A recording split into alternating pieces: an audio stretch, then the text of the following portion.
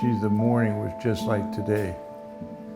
Just a very nice day to take a walk. That's why I went there. It feels incredible.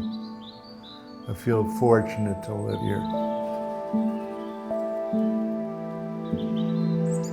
I was feeling fine that day. I don't always drive over to Pizza when I walk, but I did drive that day and left my car in the parking lot down below and walked the hill.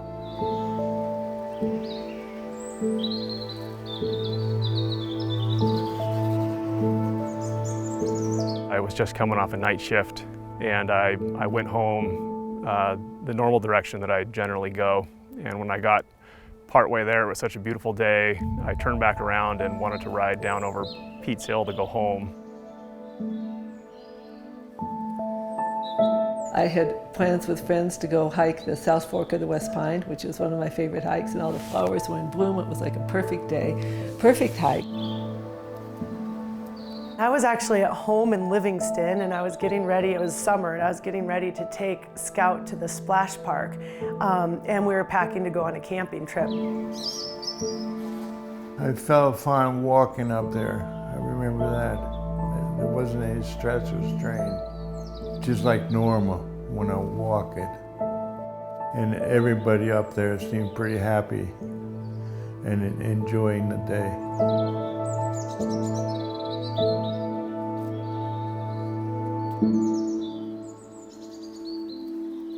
I started walking on a little shortcut path. I just got real weak. My knees, it felt like my knees just stopped working. And my legs totally just stopped working. And I just collapsed into a thicket.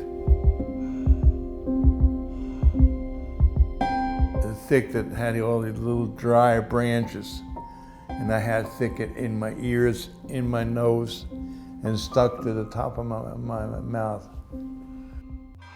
I definitely was afraid at that point. I knew I had a stroke. I've had a stroke before. I was just angry about that. Fortunately, there's this young woman. Unfortunately, I never got her name. And she came over and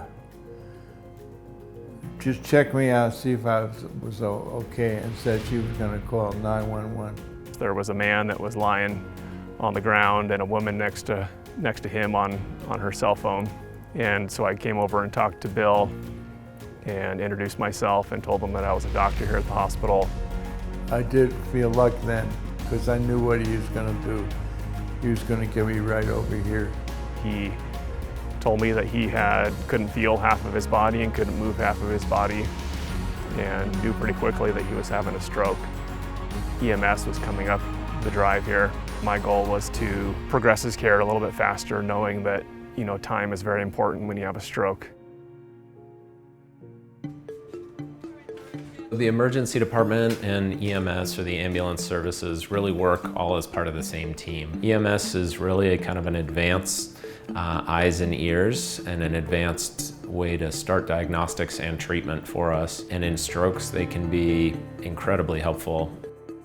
Bozeman's always owned their own processes and really shown a lot of interest in the care they provide their patients, and then it shows because they improve, right? So you can see how they develop processes and then it gets better. That's not common, right? And so I think Bozeman's been just a fantastic example of a community hospital that keeps its eye on the ball, so to speak, right? And really pays attention to how they're doing and undergoes rigorous self-examination and improvement. We have stroke trainings where we use a hospital volunteer as a mock patient and go through the process for transferring a patient without it being an emergency and review how that went. We come up with best practices, we come up with easy policies and procedures that are going to minimize our out-of-hospital time for the patients. The fact that we actually worked together and they understood a little bit of what our job was and what we could and could not do. I think it makes the continuation of care easier. It makes the handoff easier. Everybody just knows what their role is. It's really nice. The more efficient we can be in our handoff and the better we can share the information that they have without missing any pieces, the more likely we are to be able to provide optimal care as quickly as possible. When we arrived on scene, I could tell that he wasn't moving the left side of his body. He was talking to us when we got there, did have some slurred speech, so it was fairly evident that he had a stroke going on. Hi there, McGregor Brownlow. Can I speak with a doctor on call, please? I called into the emergency room. I knew there was a doctor that would be fielding phone calls, and I believe it was Dr. Lowe that I talked to. I found him down here and with a woman by his side who had already called EMS and told them that I came across Bill and his basic past medical history. The amazing thing was we got a physician's report on his condition almost immediately from the time of the event. I'm not sure if that's ever happened before. Myself and 2 other people jumped in the back of the ambulance, and we headed straight to the hospital, and we just tried to get as much done as we could prior to arriving so that we had more information for the hospital when we got here. There's a lot of stroke mimickers, so we want to make sure that we're doing a good assessment. We're going to be doing baseline vitals, which is our blood pressure, heart rate. For stroke, we do a minimum of a 4-lead, 12-lead if we can. Blood sugar, we start what we call large bore IV, so we want that to be able to get that IV established so that the hospital can draw labs or do contrast if they need to do imaging.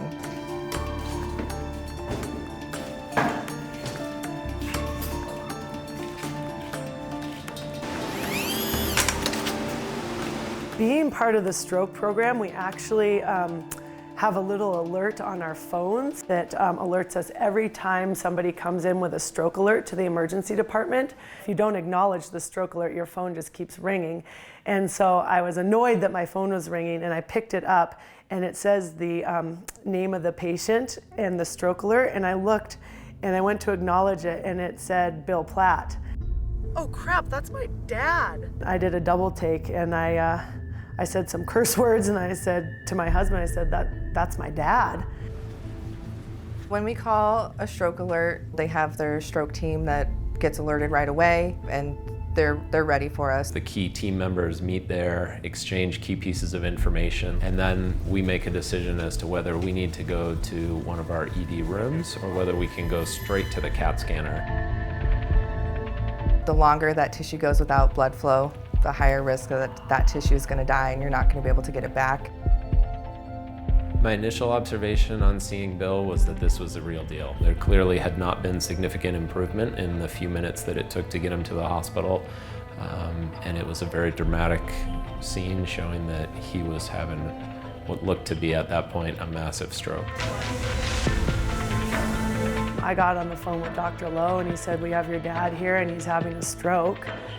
And at that point, I think that's all I heard. I didn't hear how severe it was or anything. I'm usually so prepared everywhere I go, and I remember just jumping in the car and making sure I had my badge.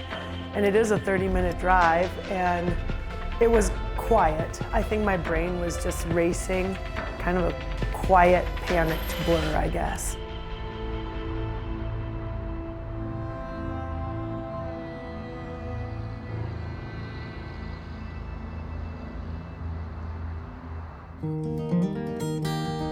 Well, I just said about maybe a month or 2 months before, I said, my life is perfect. I just loved my life.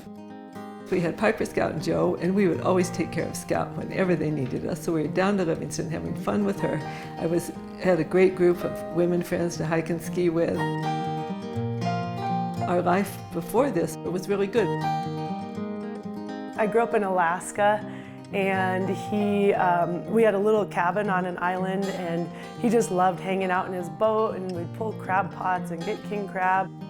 I'm a woodworker, so I always had a project going. I would spend a little time in the shop and probably some time around the house fixing something.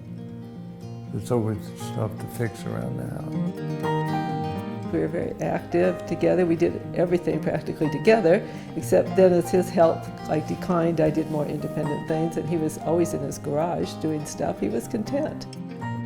At my wedding, he was totally the life of the dance floor. He was doing the twist and working up a sweat and just having the time of his life. My dad's relationship with my daughter, Scout, who is 3 years old, is pretty amazing. I had no idea what it would be like for him to be a grandparent. His life gained a whole new meaning and definition when we had Scout, and he and Scout are very close. So she would see him and just start laughing, and I think her grandpa was probably her favorite person. They've always had a fun relationship.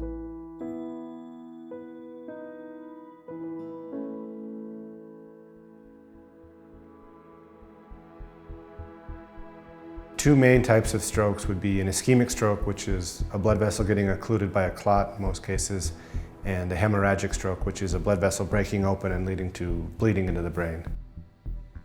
In an ischemic stroke, what happens is a blood vessel gets occluded because of a clot, and then the tissue that is supported by that blood vessel doesn't get blood, and it also doesn't get waste cleared from it. You have a set amount of time until that tissue dies, and when that tissue dies, there's no recovery of that to a large degree, but while the tissue's dying, you start to have onset of symptoms, and the type of symptoms depend on the area which is not being perfused appropriately. The patient's condition appeared to be getting worse from the time that we picked him up to the time that we had gotten him to CT.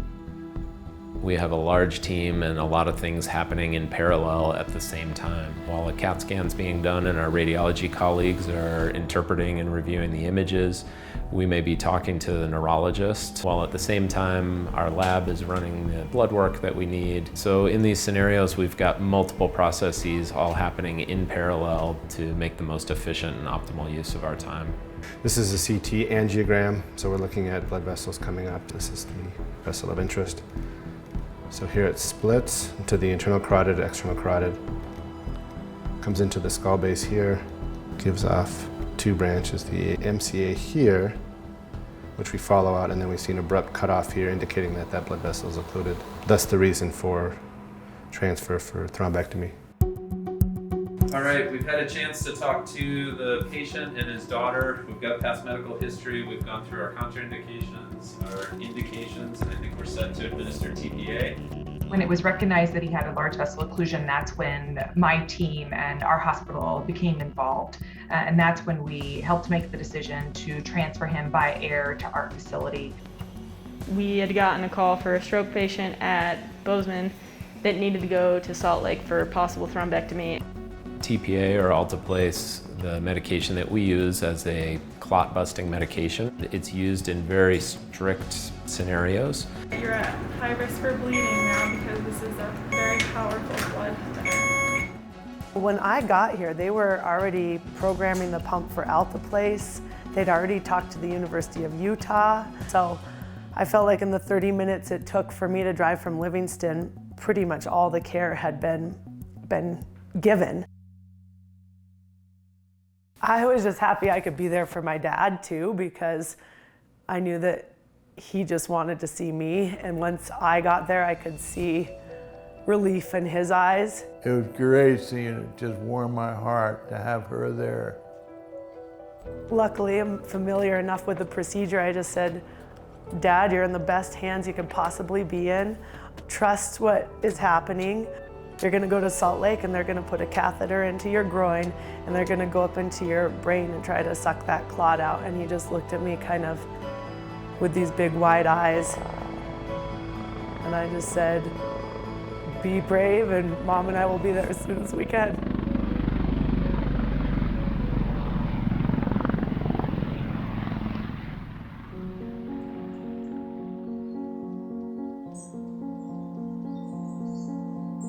All the flowers were in bloom. It was like a perfect day, perfect hike. I had to figure out how to track my mom down. I really wanted my mom to know, and I knew where she was hiking, and I thought about just packing my bags and going to the trail and going to get her. And then I thought, this is her last 4 hours of blissful innocence that she'll have for a while, and I'm gonna let her enjoy it. I come home and I get left off at the alley, and my neighbor came over and said, "Come over and sit down." And I could tell by her face something grave had happened. So she said Bill had had a massive stroke and he was going to Salt Lake. And I said, "Oh, my life has changed." And they said, "Sarah, come in with me, I can't think straight." So she came in the house and helped me just gather some stuff. And then Piper came from Livingston. My parents aren't medical at all, so she really had no clue what any of this meant. So I said, "Mom, pack your bags, we're going to Salt Lake." And she said, "Well, do we have to?" I said, "Yeah, we have to." And we had really a wonderful drive down to Salt Lake. We talked about Bill, we talked about what's happened, but we also just had a fun talk. So that was really special.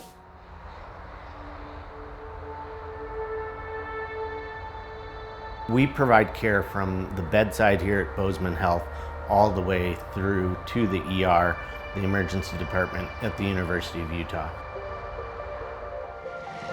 After landing at Salt Lake City, we did see some slight deteriorations in Piper's father, and those were concerning. When patients are within 6 hours of symptom onset and they have a large vessel occlusion, we don't have to get any further imaging such as CT perfusion imaging. We just go by a non-contrast head CT and something called an aspect score. And the aspect score shows us which area of brain has already been irreversibly damaged. So if someone has a favorable aspect score like Bill did, then we immediately take them for thrombectomy without doing any further imaging. The devices that we use are called stent retrievers, and they have a very high perfusion rate. A neurosurgeon or a neuroradiologist can use a catheter. They go in the groin and take that catheter up and then pull the clot back down. When thinking about what percentage of thrombectomies are successful, it actually is a very high rate. Unfortunately, we still have that 10 to 20% of patients where we're just unsuccessful in getting the clot out.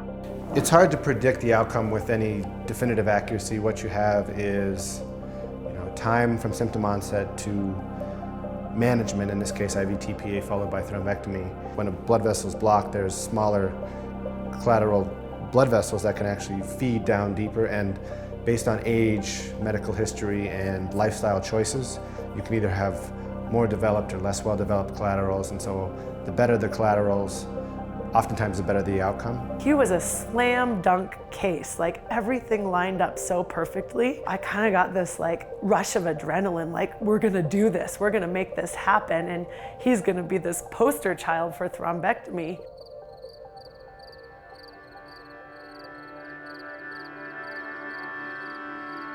As we were driving down, I was getting some updates from the team in Salt Lake. When we were in West Yellowstone, I got a call from the neurologist that they had done 13 passes on his clot, and they weren't able to get the clot, and the thrombectomy was unsuccessful.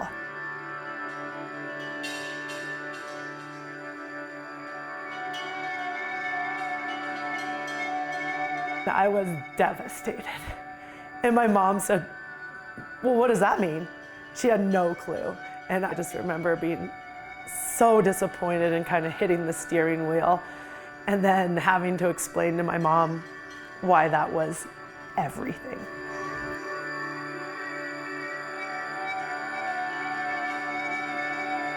As soon as she said the thrombectomy wasn't successful, I just had this flash of a life of therapies and complications and ups and downs and difficulty and changing of the entire lifestyle, and I was just so downtrodden about it. And I think my mom, finally got it probably the day that he came home.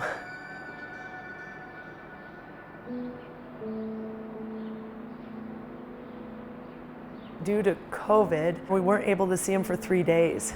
Piper had a friend who talked to a friend at the hospital, and Sunday they called us and said, "You can come in." We didn't know how he would be. I guess after his procedure, they expect a lot of brain swelling, and so they were just giving him neuro rest by keeping him intubated. On the 3rd day, they extubated him.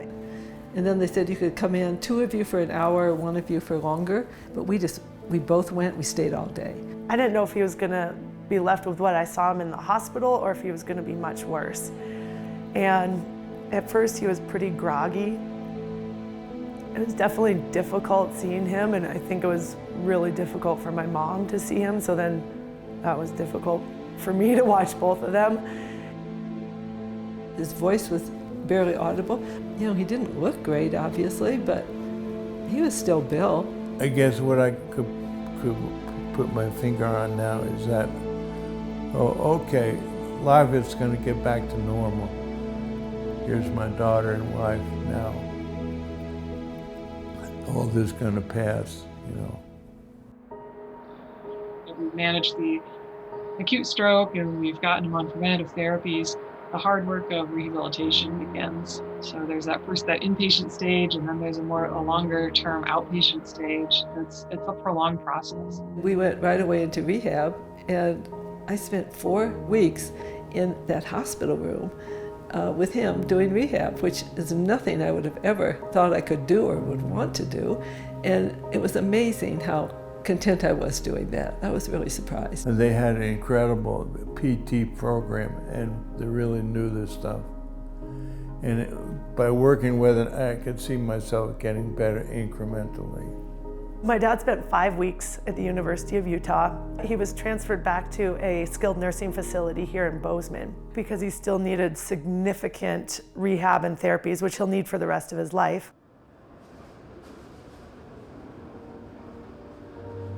Because of COVID, the regulations were really strong there. And they had good therapies, they gave good care, but he was all alone and we could only go to a window and talk to him. I'd ride my bike over there twice a day and talk to him and see him, but you know, it wasn't the same. I think he spent a total of 7 weeks at the skilled nursing facility here in town. And we'd have friends and family come to the window and talk to him, and then we'd all leave in a car and he was stuck there by himself. It was clear that Bill was not thriving there. He had taken such a downward spiral in the nursing home that they discharged him to hospice, and I kind of thought that was the direction we were going in. He came home, and luckily we felt like we had the resources to be able to make it work for him at home. I don't think everybody can do it, but if you can, I would recommend it. It's really hard. It can fundamentally change how someone thinks of himself. And so you can take someone who was, say, the breadwinner or the primary caregiver, and now they're not maybe as able to do that. Or maybe they still can, but their partner doesn't think they can. So the relationship can be very highly affected. I feel like in a sense I've lost my parents a little bit, even though we're very much still a tight family. Kind of just lose that sense of freedom too. It's constantly on my mind.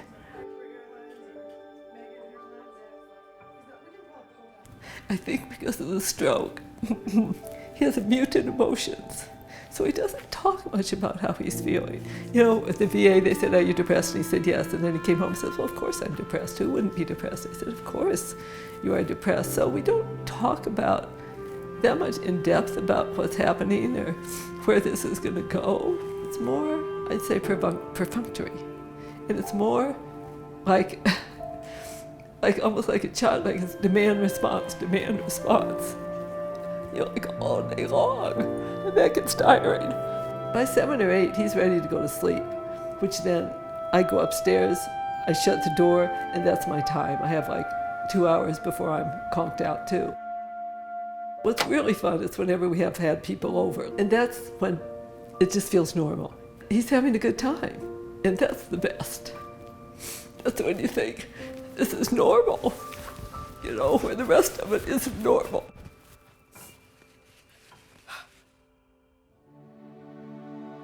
It took about 8 weeks of being home and getting on the right medication program and being surrounded by loved ones and family and friends who would stop by and drop meals off, that he started getting better. When they said at rehab, like, what's your goal, or, you know, what are you looking forward to, or whatever, he always would say, to get back to see Scout. Little Scout is just such a lovable kid. I really credit her with recovery. Just having someone like that in your life. When he was in Salt Lake, that was the longest time that they had ever been apart from each other. And we had FaceTimed a couple times, but he had this new facial droop and wasn't talking quite as quickly. Honestly, it's taken 3 months for Scout and my dad to re-cement their relationship. The other day, Piper and Scout were at our house. Little Scouty crawls up on the bed, and she crawls up under my arm. So the first thought, oh my God, this is worse than. So I could have missed that. I want him to live as long as he can just because of the Scout. You know, I want her to know him because he's a super fun person to know.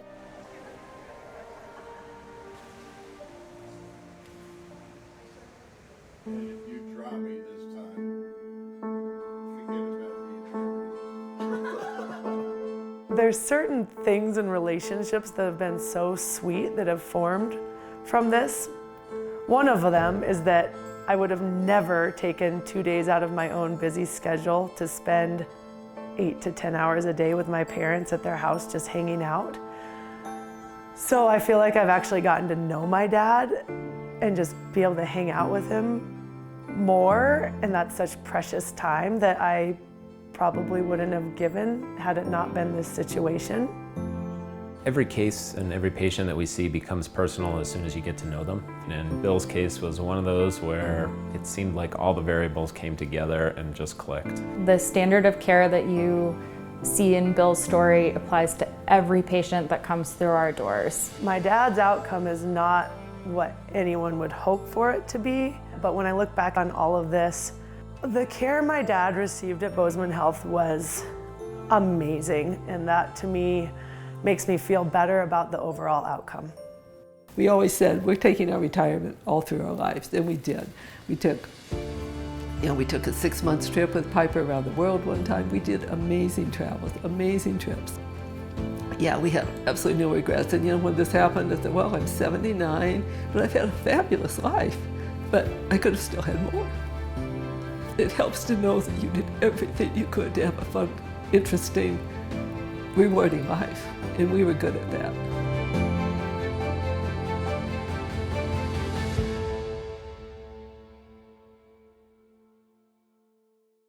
Even in a case where everything goes as smoothly as possible, such as in Bill's case, it doesn't always change the outcome. Sometimes everything goes smoothly, we do everything we can, and yet still the person ends up with an outcome that's not what we would have liked in the beginning. We want patients to be able to prevent stroke at home and never walk through our ER doors.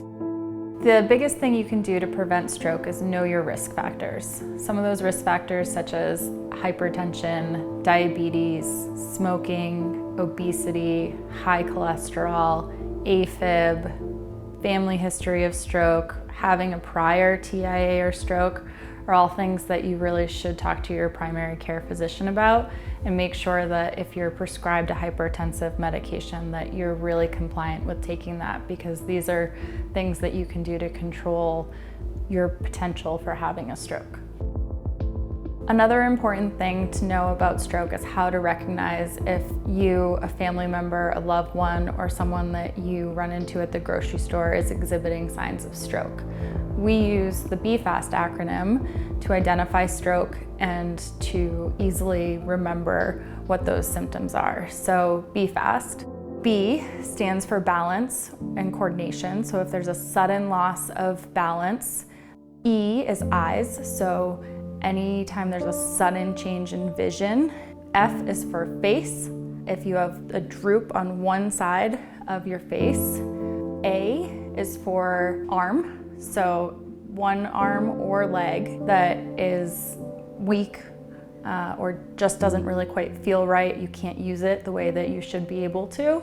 S is for speech, so slurring of speech or an inability to get words out. And T does stand for time to call 911. The emphasis here is If any of these symptoms exist, you need to call 911. Chest pain is painful, and so we do a pretty good job of letting someone know if we think we're having a heart attack. Stroke symptoms are not always painful. Time is really of the essence when it comes to stroke care.